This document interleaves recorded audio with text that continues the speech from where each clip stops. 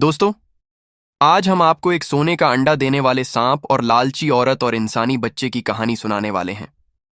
सांप ने इंसान के बच्चे के साथ क्या किया और उस सांप का क्या अंजाम हुआ, आइए सुनते हैं। पुराने जमाने की बात है। एक छोटा सा गांव था, दरियापुर। खेत खलिहानों से घिरा हुआ, कच्चे रास्तों वाला, आम के दरख्तों की छांव में सोता और बारिश में भीगता हुआ एक ऐसा गांव जहां हर चेहरे पर मेहनत की मिट्टी लगी होती थी और हर घर में उम्मीद की रोटी पकती थी। उसी गांव के एक कोने में एक टूटी फूटी झोंपड़ी थी। वहीं रहता था अफसार खान। 40 साल की उम्र पार कर चुका अफसार खान एक सीधा सादा किसान था। न जबान में कोई नकल, न आंखों में कोई चालाकी। सीधी बात करता, सीधी बात सुनता। उसके पास अपनी जमीन नहीं थी, दूसरों के खेतों में मजदूरी करता था। सुबह सूरज निकलने से पहले ही फावड़ा कंधे पर लेकर खेतों की तरफ निकल जाता और सूरज ढलने के बाद ही घर लौटता। दिन भर की मेहनत के बाद जो कुछ मिलता, वो गेहूं का एक बोरा हो या मुट्ठी भर पैसे, वही उसकी जिंदगी की कमाई थी।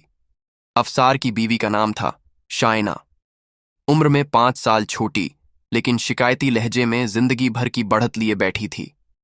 दोनों की शादी को कोई 12-13 साल हो चुके थे, लेकिन अफसोस कि औलाद अब तक नहीं हुई थी। अफसार खुशमिजाज था, अपनी तंगहाली में भी मुस्कुराने का हुनर जानता था। लेकिन शायना, उसका तो जैसे हर वक्त बही खाते खुलकर हिसाब मांगता रहता था।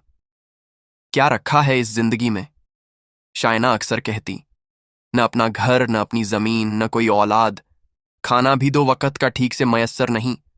और तू है कि हर बात पे सब्र करो का राग अलापता है। सब्र से घर चलता है क्या? अफसार हंसकर समझाता, हमारे पास बहुत कुछ है जो दूसरों के पास नहीं, वो भी तो है। जरा देख अपने चारों तरफ, कईयों के पास छत भी नहीं। छत? तू मजाक कर रहा है क्या? शायना चिढ़ जाती। जिस छत के नीचे बारिश में बाल्टी रखनी पड़े और गर्मी में पसीने से बदन गल जाए, उसे छत नहीं कहते अफसार। वो तो बस छाया का धोखा है। शायना का ये शिकायती लहजा कोई नया नहीं था। वो हर बात में नुक्ताचीनी निकाल लेती। अगर घर में दाल पकी हो तो कहती, तू कब लाएगा गोश्त? अगर गोश्त मिल भी जाए तो कहती, बोटी तो बस एक ही थी। अगर कभी पड़ोसी से किसी चीज की तारीफ सुन ले तो घर आकर झर उगलती। देखा फलां औरत की चूड़ियां कितनी भारी थीं, और मैं हर रोज इन्हीं टूटी चूड़ियों में अपनी जिंदगी रगड़ती हूं। अफसार ठंडा आदमी था। उसे बीवी की ये बातें चुभती थीं, लेकिन वो जाहिर नहीं करता। वो जानता था कि औरतों की शिकायतें कभी कभी उनके दर्द का दूसरा नाम होती हैं, मगर अंदर ही अंदर वो भी घुलता जा रहा था। अब फसार का दिन सुबह से पहले शुरू होता। वो अपने पुराने जूतों में पैर डालता, जो अब आधे से ज्यादा घिस चुके थे, और निकल पड़ता गांव से बाहर वाले खेतों की तरफ। वहां एक बड़े जमींदार की जमीन थी, जहां अफसार और कुछ और मजदूर दिन भर मेहनत करते थे। खेत में मिट्टी पलटना, बीज बोना, पानी देना, खाद डालना, हर काम अफसार के हाथों से होता। दोपहर में वो एक पुराने लोटे में पानी पीता और घर से लाई गई सूखी रोटी को खेत की मेड़ पर बैठकर खाता। फिर वही काम, वही धूप, वही पसीना। कई बार तो उसे मजदूरी के बदले अनाज ही मिलता। अगर जमींदार का मूड अच्छा हो तो 4 किलो गेहूं, वरना कभी कभी 2 किलो चना भी समझो बहुत बड़ी बात होती। मगर अफसार सब्र करता था। जो भी मिलता लेकर घर लौटता और अपनी बीवी को देता। लेकिन वहां उसे कोई शुक्रिया नहीं मिलता। बस एक और शिकायती लहजा सुनने को मिलता। बस इतना ही लाए? शायना उसे झिड़कती, मैं भी देखूं औरतें कैसे खाती होंगी गरम गरम पूरियां, और मेरी जिंदगी में ये सूखी रोटी। धीरे धीरे शायना के शिकव्वे लालच में बदलने लगे। वो पड़ोस की औरतों को देखती। किसी ने नया लहंगा पहना, किसी के हाथ में नई चूड़ियां थीं, किसी के घर में मेहमान आए तो अच्छे पकवान बने। और जब वो ये सब देखती तो उसके अंदर एक कड़वाहट भर जाती। कब आएगा वो दिन जब मैं भी किसी को दिखा सकूं कि मेरे पास भी कुछ है? वो अकेले बैठकर बड़बड़ाती। कई बार तो उसने अफसार से झगड़ा किया, क्यों नहीं करता तू कोई बड़ा काम? शहर जाकर कोई रोजगार पकड़ ले, यहां तो सारी उम्र मिट्टी खोदते ही गुजर जाएगी। अफसार कभी शहर जाने के बारे में सोचता, लेकिन फिर बीवी को अकेला छोड़ने का ख्याल उसे रोक देता। एक बार वो अपनी बीवी से बोला, तेरा और मेरा रिश्ता सिर्फ पैसे का नहीं, भरोसे का भी तो है। अगर मैं चला गया तो तू अकेली कैसे रहेगी? भरोसे से पेट नहीं भरता अफसार, शायना ने तपाक से जवाब दिया। औरत को भी तो चैन चाहिए, आराम चाहिए। कब तक दूसरों के सामने हाथ फैलाकर जीऊं मैं? खैर, अफसार कुछ नहीं बोला और रात को दोनों सो गए। अगली सुबह का सूरज जब दरियापुर की गलियों पर अपनी सुनहरी रोशनी बिखेर रहा था, तब अफसार खान अपने पुराने थैले में एक अधूरी रोटी डालकर चल पड़ा उस पहाड़ी की ओर जिसके बारे में गांव के कुछ पुराने बुजुर्गों से सुन रखा था। कहा जाता था कि वहां एक बूढ़े हकीम साहब रहते हैं जो 80 बरस की उम्र में भी ऐसे चल पड़ते हैं जैसे अभी अभी किसी जंग से लौटे हों। कोई उन्हें वैद्य कहता, कोई फकीर, लेकिन अफसार को सिर्फ इतनी उम्मीद थी कि शायद वहां से कोई राह निकले। पत्थरों से बने टेढ़े मेढ़े रास्तों को पार करके अफसार जब उस ऊंची चट्टान के पास पहुंचा तो देखा एक मिट्टी और लकड़ी से बनी झोपड़ी है। सामने छोटी सी आग जल रही थी और उसके पास ही सफेद दाढ़ी वाले दुबले पतले हकीम साहब किसी पुराने रूमाल में सूखी जड़ी बूटियां लपेट रहे थे। आदाब उस्ताद, अफसार ने अदब से कहा। हकीम साहब ने सिर उठाया। उनकी आंखों में रोशनी कम थी लेकिन नजर की तीखी थी। बोलो बेटा, क्या तकलीफ है? उन्होंने बैठने का इशारा करते हुए पूछा। अफसार धीरे धीरे बैठा और अपनी पूरी कहानी बयान की। 12-13 साल हो गए शादी को, लेकिन औलाद नहीं हुई। बीवी हर वक्त झुंझलाई रहती है, लड़ती है, पड़ोसियों से भी तकरार रहती है, और अब तो जैसे मेरा घर घर नहीं, एक मैदान जंग बन चुका है। हकीम साहब ने चुपचाप सुना, फिर एक गहरी सांस ली और कहा, बेटा, औलाद सिर्फ दवाओं से नहीं आती, उसमें नीयत और सब्र का भी बड़ा हाथ होता है। लेकिन तुमने मेरी झोपड़ी तक का सफर किया है, ये तुम्हारी मेहनत की निशानी है। उन्होंने एक छोटी सी टोकरी से एक शीशी निकाली जो नीम की लकड़ी से बनी हुई थी और उसके अंदर हरे रंग की जड़ी बूटी का पाउडर भरा हुआ था। फिर एक और कागज में लिपटी चुटकी भर सूखी जड़ें दी। इसमें न कोई टोना है न कोई टोटका, सिर्फ जड़ी बूटी है जो मैंने खुद तैयार की है। हकीम साहब बोले, इस पाउडर को रोज रात दूध के साथ लेना है, तुम भी और तुम्हारी बीवी भी। अफसार ने हाथ जोड़े। उस्ताद, इसकी कीमत क्या है? हकीम साहब की आंखों में एक हल्की सी मुस्कान आई। बेटा, मैं इलाज करता हूं मर्ज के लिए, न कि मुनाफे के लिए। ये तुम मेरी तरफ से ले जाओ। अगर नीयत साफ रखोगे तो औलाद जरूर होगी। अफसार ने उनका शुक्रिया अदा किया और वापस चला आया। घर वापस आकर अफसार ने किसी से कुछ नहीं कहा। शाम को जब शायना हमेशा की तरह किचन में बर्तन पटक रही थी और किसी पड़ोसन की नई साड़ी का ताना दे रही थी, तभी अफसार ने एक गिलास दूध में वो जड़ी बूटी मिलाई और शायना के आगे रख दी। ये क्या है? शायना ने शक भरी नजरों से देखा। बस एक नई दवा है, ताकत के लिए है, रोज पीना है, और कोई सवाल नहीं, अफसार ने हल्के लहजे में कहा। शायना कुछ पल देखती रही, फिर बोली, दवा से जिंदगी नहीं बदलती अफसार, दौलत से बदलती है। तो फिर इसे दौलत समझ के पी लेना। अफसार मुस्कुराया। शायना कुछ बड़बड़ाती रही लेकिन दूध पी लिया। शायद उसके अंदर भी कोई अधूरी उम्मीद बची हुई थी जो रोज की शिकायतों के नीचे कहीं छुपी हुई थी। अगले 2 महीने अफसार और शायना दोनों ने वो दवा रोज पी। शायना का मिजाज थोड़ा ढीला हुआ, वो अब कम चीखती थी और ज्यादा देर तक सोती रहती थी। अफसार हर रोज काम से लौटकर उस शीशी को देखता और सोचता, क्या वाकई इसमें कोई असर होगा? और फिर एक दिन सब कुछ बदल गया। शाम का वक्त था। किचन से सन्नाटा आ रहा था। आज ना कोई बर्तन गिरा, ना कोई ताना। अफसार हैरान था। वो झोंपड़ी के अंदर गया तो देखा शायना खामोश बैठी है। उसकी आंखों में हल्की सी नमी है और होंठ कांप रहे हैं। क्या हुआ शायना? अफसार ने घबराकर पूछा। शायना ने धीरे से कहा, मुझे लग रहा है शायद मैं उम्मीद से हूं। अफसार जैसे वहीं जम गया। कुछ बोल नहीं पाया, सिर्फ उसकी आंखों में नमी तैर आई। इतने सालों की मेहनत और ताने एक पल में जैसे हल्के हो गए थे। वो बहुत खुश हुआ। उसने कहा, अब तुम्हें आराम करना है और मैं बाकी सब संभाल लूंगा। अगली सुबह अफसार ने शायना से कहा, मैं जरा काम से बाहर जा रहा हूं। घर में जो बकरी है उसका दूध निकालकर मुझे दे दो, एक बड़े से बर्तन में। शायना चौंकी। इतना दूध, और कहाँ ले जा रहे हो? अफसार ने टालते हुए कहा। तुम बस दूध निकाल दो। शायना झुंझलाई। हर बात छुपाता है मुझसे, लेकिन चलो ले जा, देखूं भी क्या करेगा इस दूध का।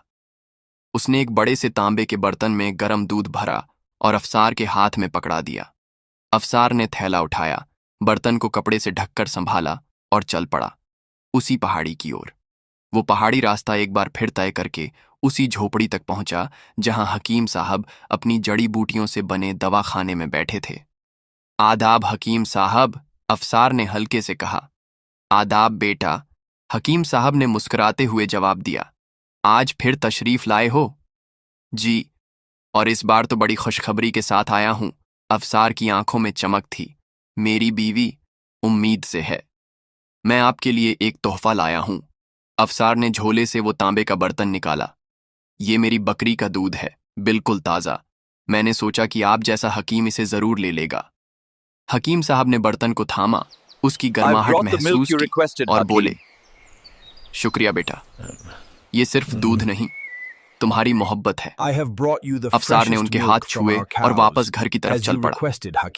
रास्ते में उसके कदम तेज थे, जैसे अब उसके हिस्से की खुशियां आनी शुरू हो गई हों। वक्त की रफ्तार थमती नहीं।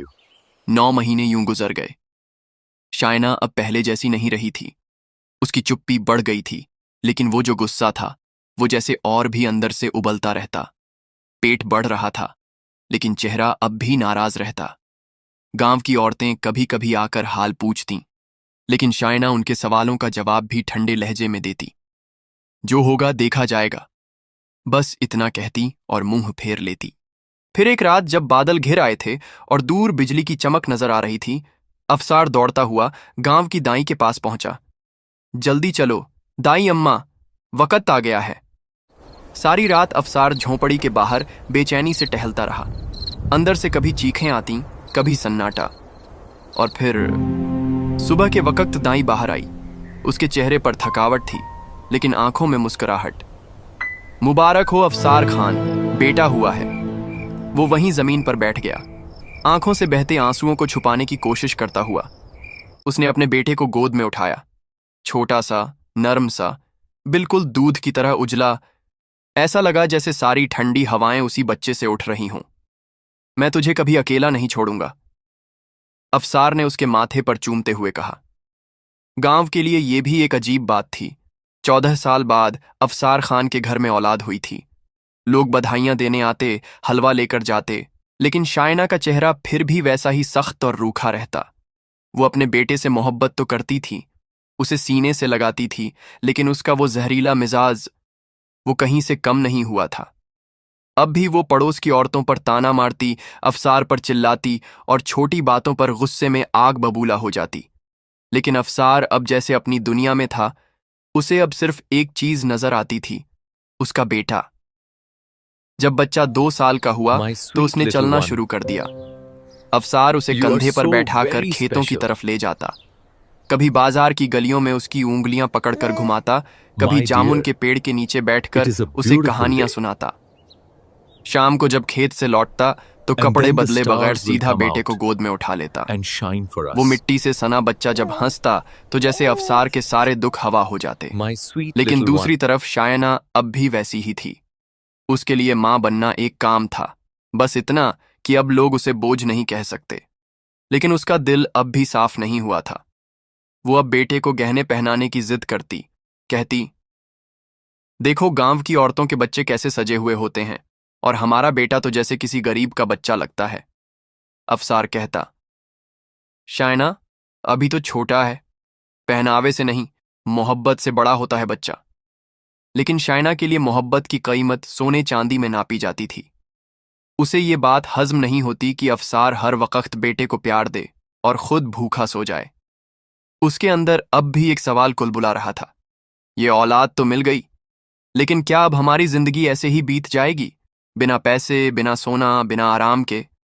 वो जब कभी बेटे को सीने से लगाती तो एक सांस भरकर सोचती, काश ये बच्चा हमारी जिंदगी को भी बदल दे।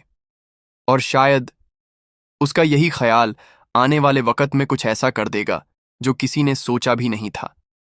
वक्त रुकता नहीं, न खुशी के लम्हों में न गम My के दिनों dear, में। it is Afsar a Khan की beautiful जिंदगी day. भी आगे बढ़ती रही। उसका वो नन्हा बच्चा अब 6 साल का हो चुका था, समझदार, बातूनी और बेहद प्यारा। और फिर उसके घर में हुआ एक और बेटा।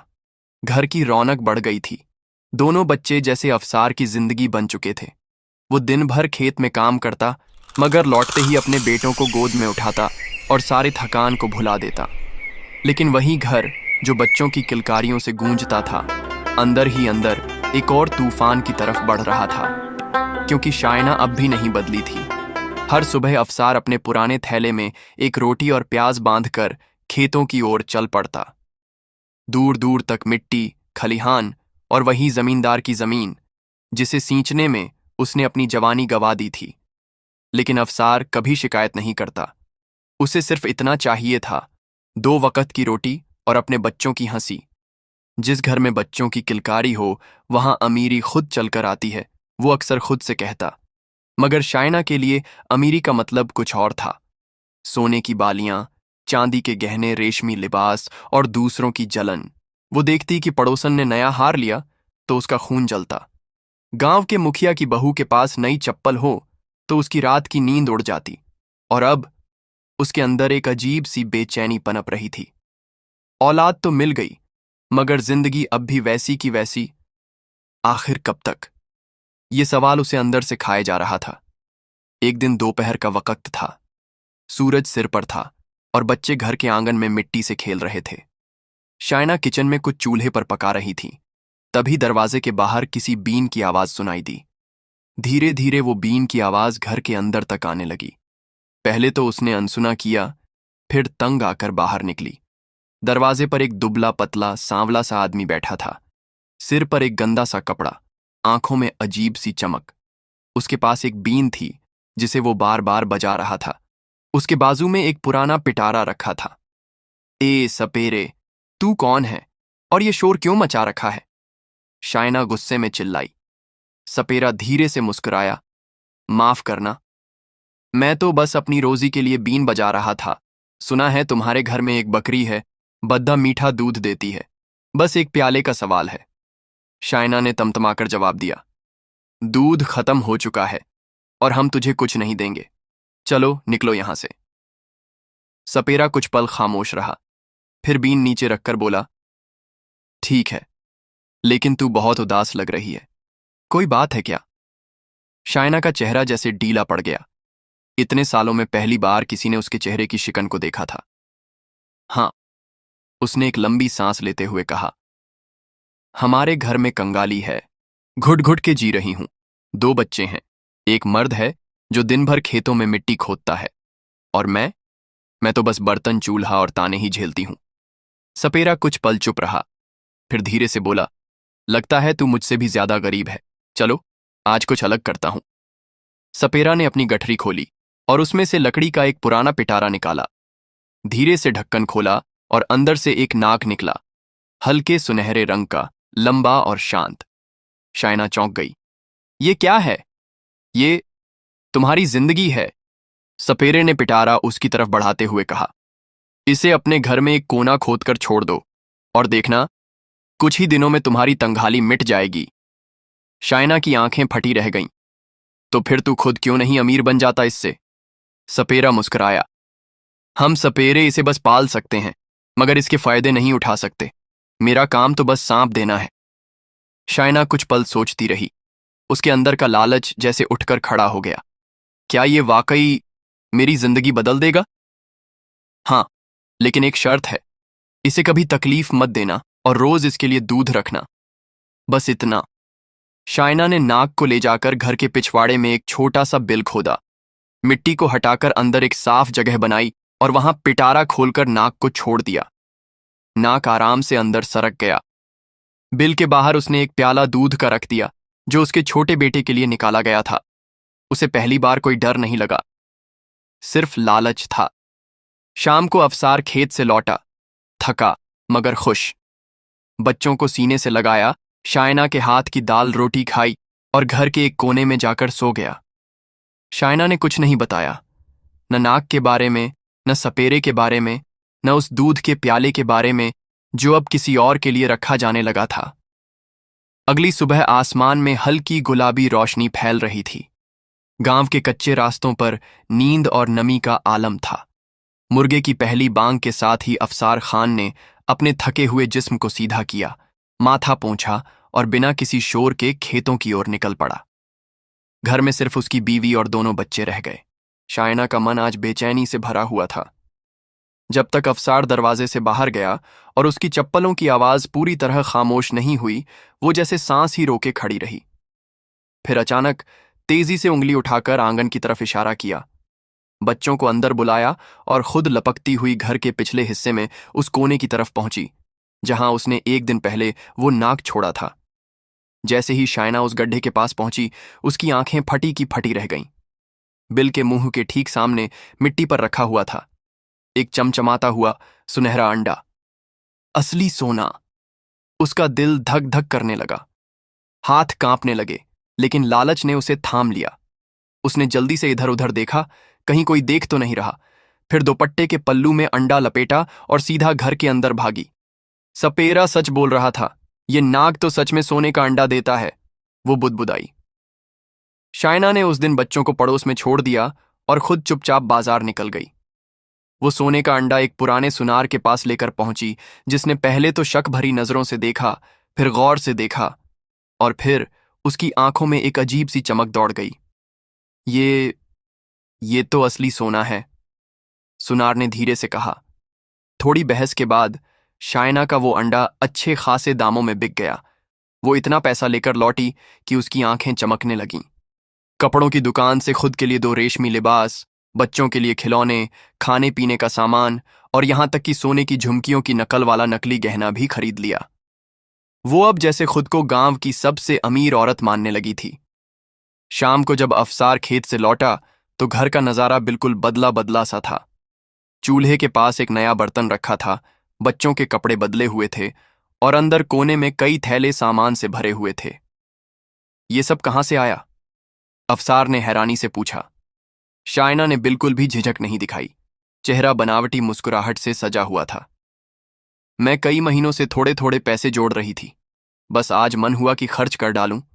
तुझे पसंद नहीं आया क्या? अफसार कुछ बोल नहीं पाया। उसे शक तो हुआ, लेकिन उसने कुछ कहा नहीं। अच्छा किया, बस इतना ही कहा और बच्चों को गोद में उठाकर अंदर चला गया।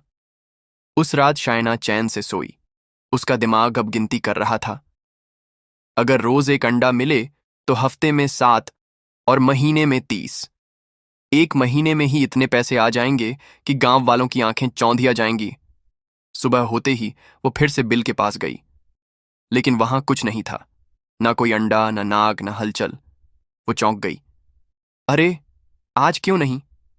शायद नाग सो रहा हो। कोई बात नहीं, दूध रख देती हूं, कल जरूर मिलेगा। शाम को फिर दूध रखकर सो गई, लेकिन अगली सुबह भी नतीजा वहीं रहा, कोई अंडा नहीं।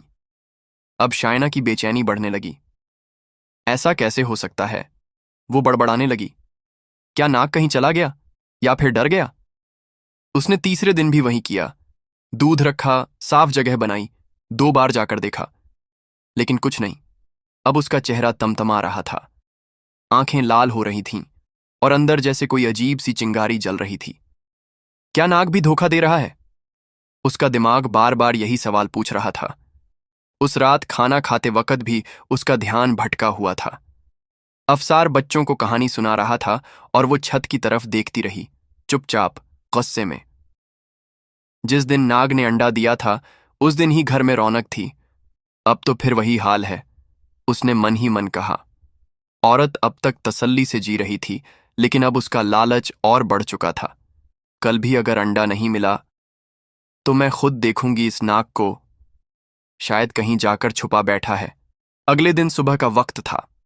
दरवाजे के बाहर मुर्गे की बांग सुनाई दी, लेकिन आज घर के अंदर का माहौल कुछ भारी था। शायना का चेहरा बुझा बुझा सा था, आंखों के नीचे हल्का सा सूजन और होंठ खामोश। अफसार खान ने चारपाई से उठते ही बीवी की तरफ देखा। क्या बात है? चेहरे पर रंग नहीं है, तबीयत ठीक नहीं लग रही? शायना ने अपने चेहरे पर बनावटी मुस्कुराहट लाते हुए कहा। कुछ नहीं, बस रात नींद नहीं आई थी, थोड़ी कमजोरी सी लग रही है। अफसार ने ज्यादा सवाल नहीं किए। वो ऐसा आदमी था जो ज्यादा बोलने से बचता था। फिर वो खेत की तरफ निकल पड़ा, फावड़ा उठाया और धीमे कदमों से मिट्टी में उतर गया। अफसार के जाने के कुछ ही वक्त बाद आंगन में वही पुरानी जानी पहचानी आवाज गूंजने लगी, बीन की थरथराती धुन। शायना जैसे किसी इंतजार में बैठी थी। वो तेजी से दरवाजे तक गई, बाहर देखा, वही सपेरा, वही पिटारा, वही मुस्कान, लेकिन इस बार उसकी आंखों में एक अजीब चमक थी। अब क्या लेने आया है? औरत ने पूछा। सपेरा मुस्कुराया। मैं कुछ लेने नहीं, देने आया हूं। कौन सी चीज? शायना ने उलझन से पूछा। तू तो कह रही थी ना कि नाग ने बस एक बार अंडा दिया, फिर बंद कर दिया। तो अब मैं तुझे वो तरीका बताता हूं जिससे तू रोज सोने का अंडा पा सकती है। शायना की आंखों में चमक दौड़ गई। कैसे? सपेरे ने बीन नीचे रख दी और एक सांस खींचकर बोला, उस नाग के साथ तुझे रात में सोना होगा, तभी वो रोज अंडा देगा। शायना ने हैरान होकर पूछा, क्या बकवास है? वो मुझे डस सकता है। अगर डसना होता, सपेरा ने ठंडी आवाज में कहा, तो जिस दिन तूने उसे पहली बार बिल में रखा था उसी दिन डस लेता। तू अब तक जिंदा है, इसका मतलब है कि वो नाग तुझसे खुश है। लेकिन घर में बच्चे हैं, मर्द हैं, ये सब कैसे होगा? सपेरा बोला। तू खुद सोच, जिसे दौलत चाहिए वो अपना रास्ता भी खुद बनाता है। और इतना कहकर सपेरा वहां से चला गया, लेकिन उसके जाते ही शायना के जहन में जैसे आग सी लग गई। शाम को जब अफसार खेत से लौटा तो घर में हलचल कम थी, लेकिन शायना का चेहरा पहले से ज्यादा ताजा लग रहा था। क्या तबीयत अब ठीक है? अफसार ने पूछा। हां, अब बिल्कुल ठीक हूं, बस हल्का सा बुखार था, उसने झूठ बोला। रात को जब सबने खाना खा लिया, बच्चे सो गए और अफसार भी थकान में गहरी नींद में चला गया, तो शायना चुपचाप उठी। वो पहले से ही आंगन में एक अलग बिस्तर लगा चुकी थी। फिर वो पिटारा लेकर उस बिल के पास पहुंची। नाग बिल से बाहर था, सिर उठा हुआ, आंखों में चमक, जैसे किसी इंतजार में बैठा हो। शायना ने पिटारा खोला। नाग खुद रेंगता हुआ अंदर गया और उसमें जाकर सिमट कर लेट गया। फिर औरत ने वो पिटारा उठाया और उसे आंगन में अपने चारपाई पर रख दिया। धीरे से ढक्कन खोला और उस पिटारे को अपने पास रख लिया। फिर खुद उसी बिस्तर पर लेट गई, नाग के पास। रात भर वो नाग के पास उसी तरह लेटी रही। डर भी था, लेकिन उससे कहीं ज्यादा लालच था। सुबह होने से कुछ पहले शायना की आंख खुली। उसने चारपाई पर देखा, एक और सोने का अंडा रखा हुआ था। उसकी धड़कनें तेज हो गईं। ये सच है, उसने मन ही मन कहा। उसने जल्दी से अंडे को चादर में लपेटा, नाग को पिटारे में डाला और जाकर उसे वापस उसी बिल में रख दिया। फिर धीरे से घर के अंदर जाकर अपने शौहर के बगल में लेट गई, जैसे कुछ हुआ ही न हो। अब ये रोज का सिलसिला बन गया। शाम को अफसार जब खेत से लौटता, घर में अब ज्यादा सामान नजर आने लगा था। नए बर्तन, बच्चों के नए कपड़े, मसालों की खुशबू, कभी कभी मीठे पकवान भी। अब तो तुम बड़े अच्छे से रख रही हो घर, अफसार कभी कभी हंसकर कहता। शायना मुस्कुराती लेकिन कुछ जवाब नहीं देती। हर रात वो वहीं करती। नाग को पिटारे में डालती, अपने साथ चारपाई पर ले जाती और सुबह तक उसके बराबर में लेटी रहती। और हर सुबह चारपाई पर होता एक नया सोने का अंडा। वो उसे लपेटकर बाजार जाती, बेचती और उस पैसे से सोने की नकली अशर्फियां खरीद कर घर लाती। फिर उन अशर्फियों को संदूक में छुपा देती, बिल्कुल अकेले में, सबसे छुपाकर। एक दिन सुबह की हल्की रोशनी दरवाजे की झिड़ी से अंदर आ रही थी। अफसार खान अपने छोटे बेटे की चप्पल ढूंढ रहा था, जो हर बार किसी न किसी कोने में जाकर गायब हो जाती थी। कभी चारपाई के नीचे झांकता, कभी संदूक के पीछे। तभी उसकी नजर आंगन के कोने में रखे हुए एक बड़े भारी संदूक पर पड़ी। वो संदूक जो पहले कभी नहीं था। अफसार ने माथा सिकोड़ते हुए सोचा, ये कहां से आया और इतना भारी क्यों लग रहा है? कदम बढ़ाकर जब उसने उसे खींचा तो आवाज आई, खर्र खर्र, ये तो बहुत भारी है। उसने बुदबुदाते हुए ढक्कन पर हाथ रखा और जैसे ही खोला, उसके होश उड़ गए। संदूक के अंदर सोने की चमचमाती अशर्फियों का ढेर था। हर तरफ बस पीली चमक, खनखनाती ध्वनि और रेशमी थैली में लिपटी कुछ और चमचमाती चीजें। ये सब कहां से आया? उसकी सांसें फूलने लगीं। आवाज भर्राने लगी। शायना उस वक्त अंदर से पानी लेकर आ रही थी। जैसे ही उसने अफसार को संदूक खुला देख लिया, उसके चेहरे का रंग उड़ गया। कुछ पल सन्नाटा रहा। फिर अफसार ने तीखी नजर से पूछा, अब बता, ये दौलत कहां से आई है? शायना ने पहले कुछ छुपाने की कोशिश की, फिर जैसे उसके अंदर का बोझ फट पड़ा। मैं बता देती हूं। शायना ने पूरा वाकया बयान किया। कैसे सपेरा आया था, कैसे उसने नाग दिया, कैसे नाग ने पहला अंडा दिया, और कैसे सपेरे ने कहा कि अगर नाग से रोज अंडा चाहिए तो रात उसे अपने साथ सुलाना होगा। फिर कैसे वो रोज नाग को साथ लेकर सोती है और वो हर सुबह एक सोने का अंडा देता है, और उन्हीं अंडों को बेचकर ये अशरफियां जमा की हैं। अफसार पत्थर बना खड़ा रह गया। तू तू एक नाग के साथ सोती है? उसने फटी आंखों से देखा। तो क्या हुआ? शायना बेपरवाह लहजे में बोली, वो हमें काटता नहीं, सिर्फ दूध का एक प्याला मांगता है और बदले में हर रोज दौलत देता है। इतना पैसा आज तक किसी ने नहीं देखा होगा। लेकिन ये घिनौना है, ये इंसानियत नहीं है। तू अपनी हद से आगे जा चुकी है। अफसार का चेहरा तमतमा उठा। ज्यादा भाषण मत दो, शायना ने पलट कर कहा। हमारे पास अब अपना खेत है, नया घर है। तू भी तो उसी दौलत से खेत खरीद लाया है। अब इतनी सफाई दिखाने की क्या जरूरत है? अफसार कुछ पल खामोश रहा, फिर लंबी सांस लेकर बोला, मुझे ये सब अच्छा नहीं लग रहा। देखना, इसका नतीजा बुरा होगा। समझदार बनो, शायना ने कहा। जैसा चल रहा है वैसा ही चलने दो। अफसार चुपचाप उठा और घर से बाहर निकल गया। उसके दिल में जैसे कोई बोझ बैठ गया था। वो अब खेत में काम करने कम जाता, ज्यादा वक्त घर से दूर रहने में बिताता। कुछ ही हफ्तों में गांव में एक अजीब सी हलचल थी। वो अफसार खान अब अपना खेत खुद चला रहा है। उसके घर में अब 4 मजदूर काम करते हैं। वो औरत नई नई चूड़ियां पहनती है, बच्चों को हर हफ्ते नया सामान दिलवाती है। लोगों की आंखें चौंधियां जातीं जब वो उनके नए 2 मंजिले घर को देखते, जो अब गांव के सबसे ऊंचे मकानों में से एक था। इतनी अमीरी अचानक कहां से आई? ये सवाल अब हर चौपाल में घूमता रहता। लेकिन अफसार और शायना दोनों ने किसी को कुछ नहीं बताया। शायना अब हर रोज रात को उसी तरह नाग को चारपाई पर साथ लाती, दूध रखती और सुबह अंडा उठा लेती। लेकिन अब एक और बात थी। नाग का शरीर अब धीरे धीरे बड़ा होता जा रहा था। पहले वो इतना छोटा था कि एक पिटारे में समा जाता था। अब पिटारे की जगह छोटा लगने लगा था। उसकी चमड़ी गाढ़ी होती जा रही थी, सांस लेने की आवाज ज्यादा तेज, और आंखों में अब एक अलग सी गहराई थी। लेकिन शायना को इससे कोई फर्क नहीं पड़ा। हमें उससे क्या लेना? जब तक अंडा दे रहा है तब तक तो सब ठीक है, उसने खुद से कहा। अब कई महीने गुजर चुके थे। अफसार और शायना का घर अब पूरे दरियापुर में सबसे अमीर माना जाने लगा था। लोगों की बातें, फुसफुसाहटें, शक और जलन सब रोज बढ़ते जा रहे थे। मगर फिर भी अफसार खान चुप था, और शायना दिन ब दिन और भी लालची।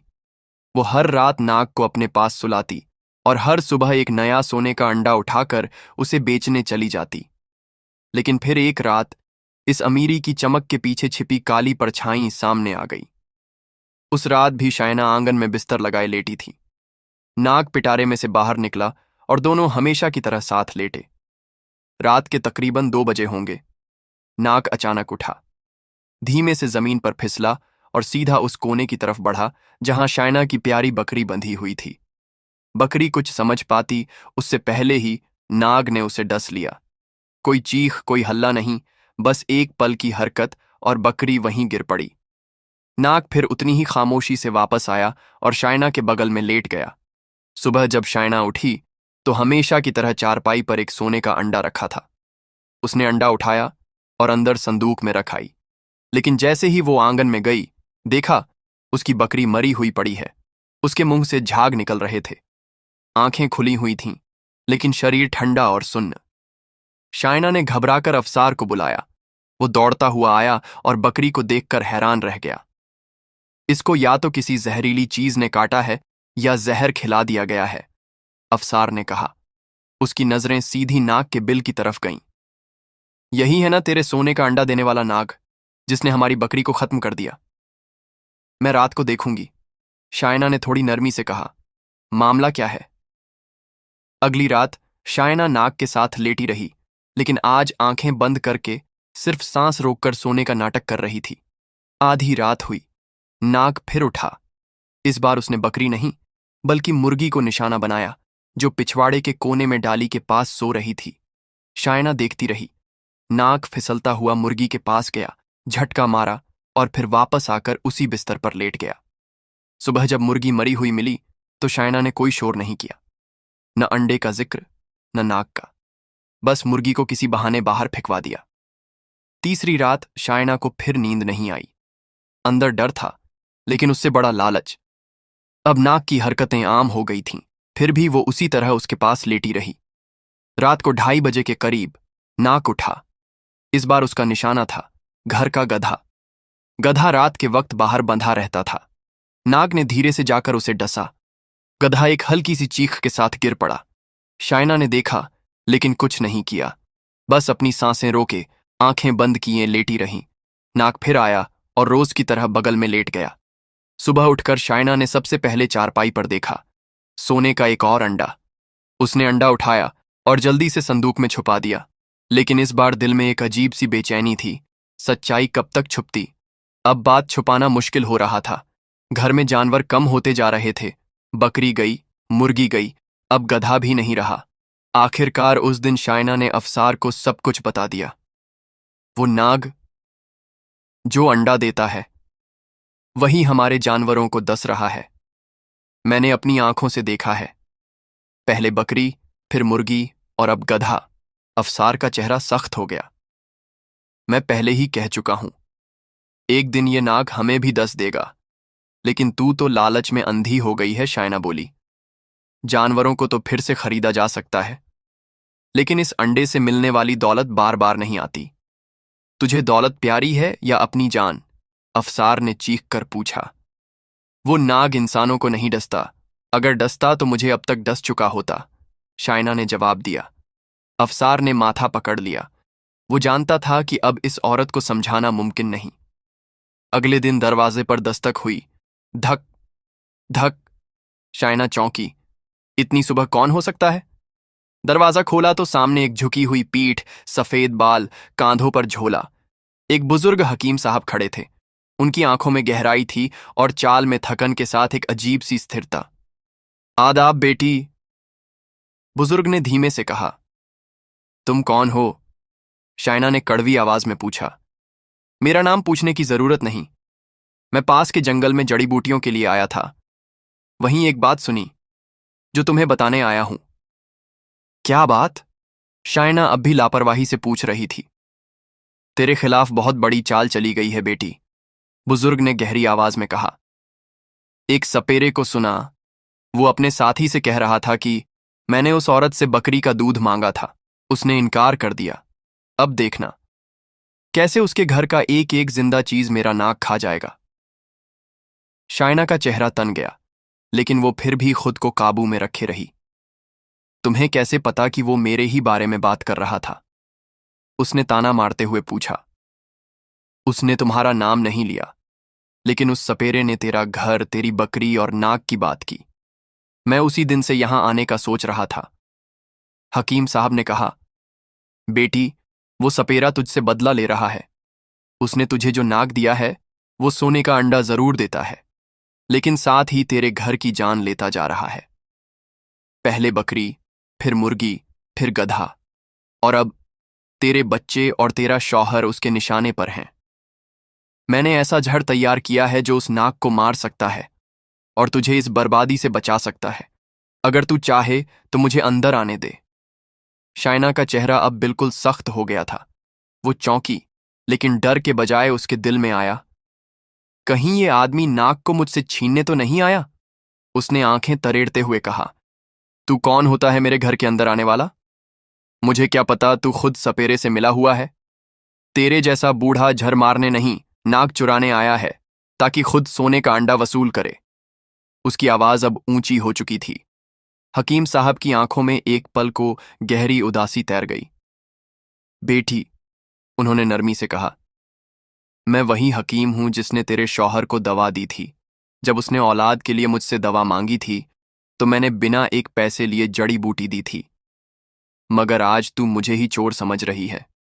शायना गुस्से में कांपते हुए बोली। अब जा यहां से, मुझे किसी की मदद नहीं चाहिए।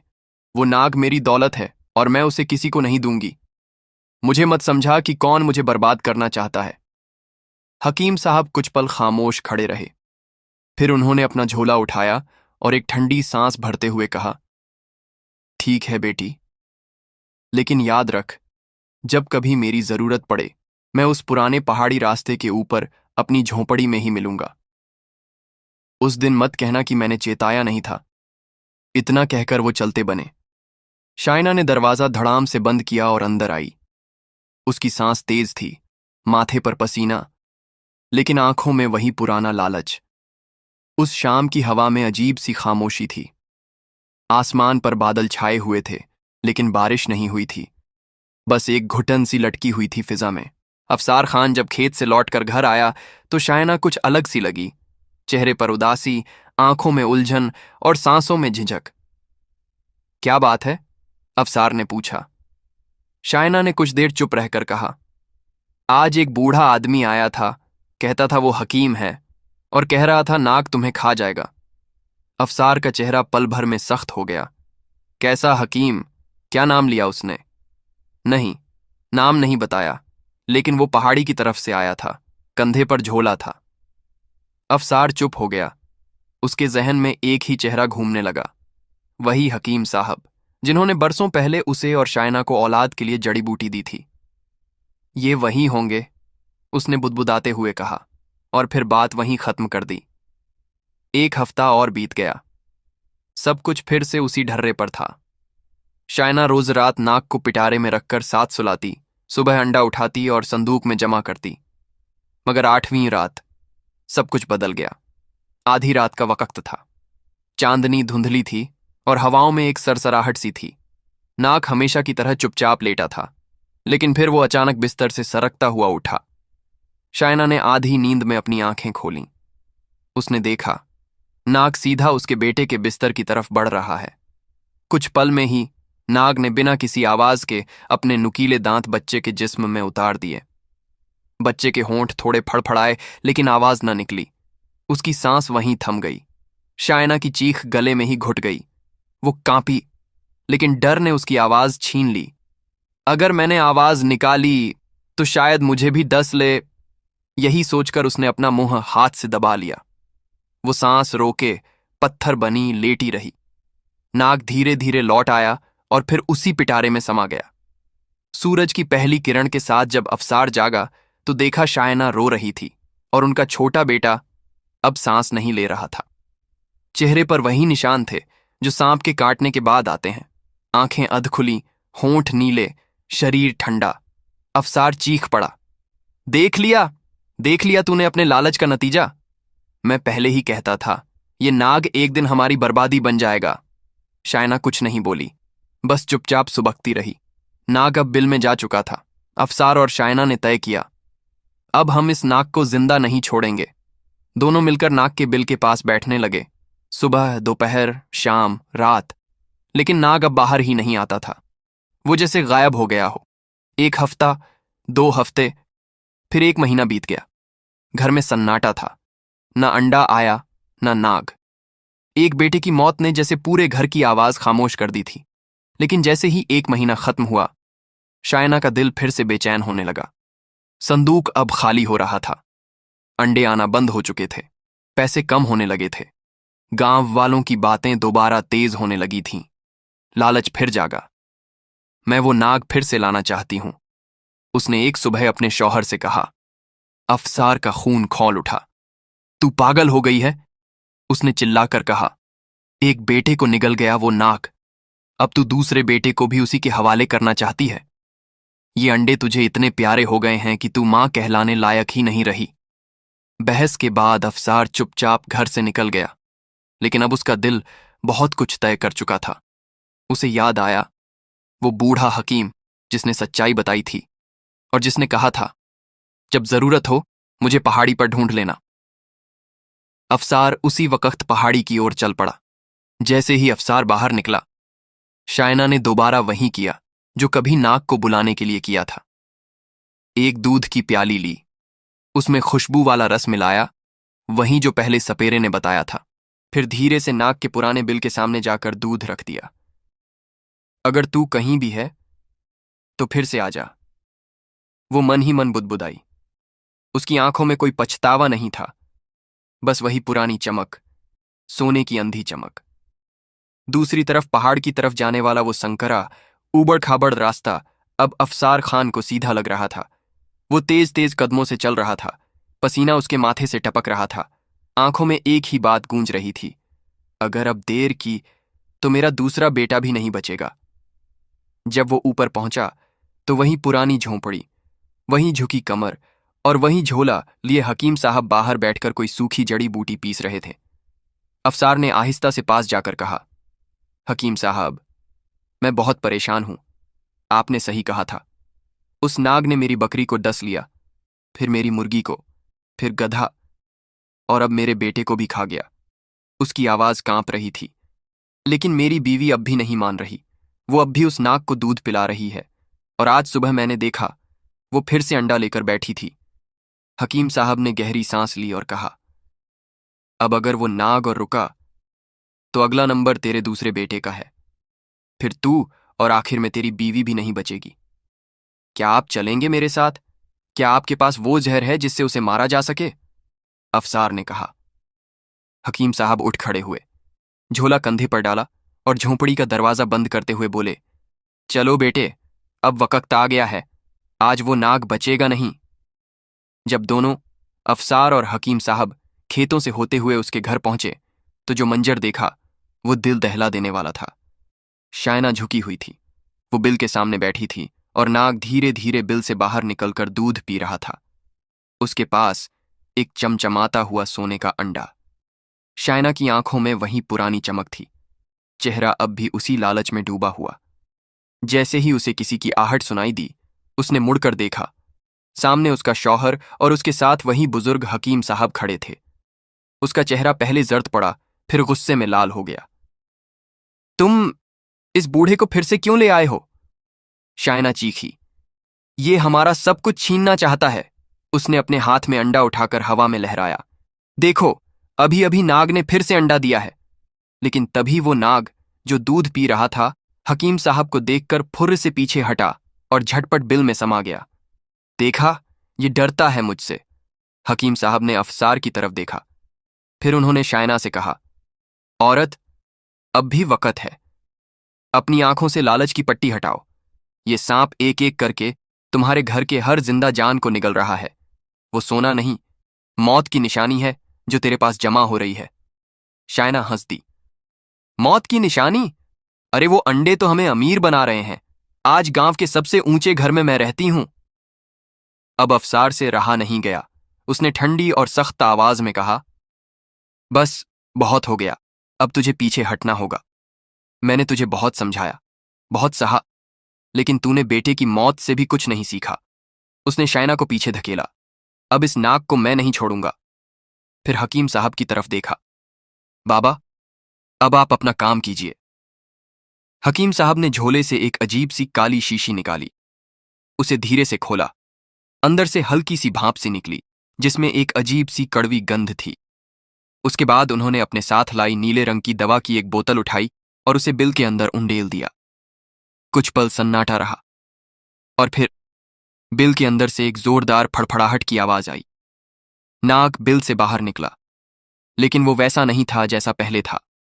वो कांप रहा था, आंखों में जैसे धुंध थी, और शरीर झटके खा रहा था। हकीम साहब ने बिल्कुल नरमी से उसके आगे एक मिट्टी का प्याला रखा, जिसमें उन्होंने पहले ही वो दवा भर दी थी जो नाग को कमजोर करने के लिए थी।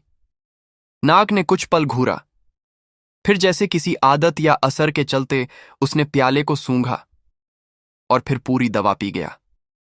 और कुछ ही पल में नाग का शरीर सिकुड़ने लगा। वो धीरे धीरे छोटा होता गया। उसकी जिल्द ढीली होने लगी, सिर झुक गया, और फिर वो ठीक उसी आकार में आ गया जैसा पहली बार शायना के हाथ में दिया गया था। एक छोटा, कमजोर सा दिखने वाला नाग। अभी घर में सभी कुछ समझ ही रहे थे कि धड़ धड़ धड़ धड़ दरवाजे पर जोर की दस्तक हुई। शाइना ने हड़बड़ाकर दरवाजा खोला। सामने वही सपेरा खड़ा था, लेकिन अब वो वैसा शांत और मुस्कुराता हुआ नहीं था। उसके चेहरे पर गुस्से की लकीरें थीं, आंखों में पागलपन था। ए बूढ़े! वो अंदर घुसते ही चीखा। तू फिर से मेरे काम में दखल देने आ गया? अंदर आकर उसने हकीम साहब को देखा और जोर से चिल्लाया, तू इस औरत के घर को बचाना चाहता है? ये औरत! सपेरा झर उगलते हुए बोला, ये लालची और जाहिल औरत, ये कभी नहीं सुधर सकती। इसने मुझसे दूध मांगे जाने पर मेरी बेइज्जती की थी, इसलिए मैंने इसे वो नाग दिया। मैंने कहा था, दूध दे दो, बस एक प्याला, लेकिन इसने इनकार कर दिया। और तब मैंने ये तय किया कि अब ये अपनी एक एक चीज खोएगी। ये नाग मैंने इसलिए दिया था ताकि इसका घर उजड़ जाए। एक एक करके इसकी बकरी, मुर्गी, गधा, बेटा, और अब दूसरा बेटा और इसका मर्द, फिर ये खुद। हकीम साहब ने गहरी नजर से सपेरे को देखा। इतना झर क्यों भर रखा है तूने अपने अंदर? इसीलिए कि मैं ये देखना चाहता था कि ये लालची औरत कितना गिर सकती है लालच में।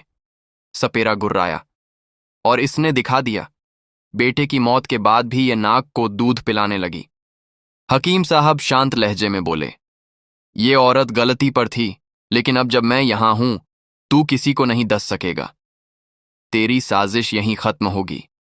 तेरा नाग अब पहले जैसा नहीं रहा, उसकी ताकत हमने तोड़ दी है।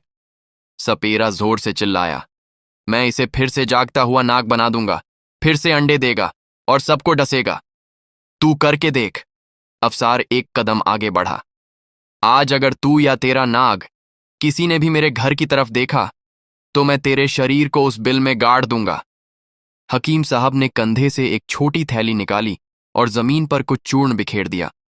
अगर तू एक कदम भी आगे बढ़ा, तो ये जहर तेरे खून को वहीं रोक देगा जहां तू खड़ा है। सपेरा एक पल को ठिठका। उसकी आंखों में अब वो तेजी नहीं थी। नाग अब पिटारे में एक कोने में दुबका हुआ पड़ा था, बिल्कुल बेबस। हकीम साहब ने आगे बढ़कर नाग को कपड़े में लपेटा और कहा, अब ये तेरा नहीं रहा। सपेरा अपनी जेब से बीन निकाल चुका था। उसके होठों पर अजीब सी मुस्कुराहट थी, जैसे उसे पूरा यकीन हो कि अब जो होगा उसकी इनको उम्मीद नहीं। उसने जोर जोर से बीन बजानी शुरू की। धुन तेज, डरावनी और बेकाबू सी थी। बिल में हलचल हुई और नाग एक बार फिर बाहर आ गया, लेकिन इस बार वो कोई डरपोक सांप नहीं था। उसकी आंखें जल रही थीं और शरीर लगातार बल खा रहा था। तभी हकीम साहब आगे बढ़े। उन्होंने अपने झोले से एक मुट्ठी भर पाउडर निकाला, सूखा, महीन और बदबूदार। झट से वो पाउडर सपेरे के चेहरे पर फेंक दिया। पाउडर उड़ते ही सपेरे की बीन रुक गई। उसकी आंखें चढ़ने लगीं, शरीर कांपने लगा और वो उलझे हुए हाथ पैरों के साथ जमीन पर गिर पड़ा। कुछ ही पल में उसकी सांस थम गई। जिसने दूसरों की जान लेने के लिए नाग दिया था, अब खुद उसी पाउडर से मर चुका था। दूसरी तरफ नाग अब बेकाबू होकर बिल में वापस जाने ही वाला था। तभी हकीम साहब ने उसके ऊपर नीले रंग जैसा एक तरल पदार्थ फेंक दिया। नाग चीखने जैसा फड़फड़ाया। उसका पूरा शरीर बल खाने लगा। हकीम साहब ने तुरंत उसे उठाकर एक बड़े मिट्टी के घड़े में बंद कर दिया। घड़े के अंदर उन्होंने एक और चीज, कोई पुरानी जड़ी बूटी या लकड़ी का टुकड़ा, जलाकर डाला। घड़े से धीरे धीरे धुआं उठने लगा और फिर वो घड़ा बंद कर दिया गया। अंदर सांप का फड़फड़ाना फिर धीरे धीरे कम होता गया और आखिरकार सब खामोश हो गया। अब सब कुछ खत्म हो चुका था। नाग, सपेरा और वो जहरीली लालच सब मिट्टी में मिल चुके थे। शाइना उस मिट्टी के घड़े के पास आकर खड़ी रही। उसकी आंखों में शर्म, पछतावा और खामोशी तैर रही थी। वो अब टूट चुकी थी, लेकिन जिंदा थी। वो फौरन हकीम साहब के पास आई। हकीम बाबा, उसकी आवाज कांप रही थी, मैंने बहुत बड़ी गलती की। मैंने अपने बेटे को खोया, अपने शौहर का विश्वास खोया, लेकिन आपने फिर भी इस सांप को खत्म करने में हमारी मदद की। आपने मेरी आंखें खोल दी। मैं आपका ये एहसान कभी नहीं भूलूंगी। हकीम साहब ने उसके सर पर हाथ रखा और सिर्फ एक बात कही, बेटी, जो इंसान अपने हिस्से की रोटी में खुश रहना नहीं सीखता, वो दूसरे का जहर भी दौलत समझकर निगल लेता है। ये सपेरा अपने नाक की तरह ही जहरीला था और तू धीरे धीरे खुद वैसी बनती जा रही थी, लेकिन वक्त रहते तू संभल गई।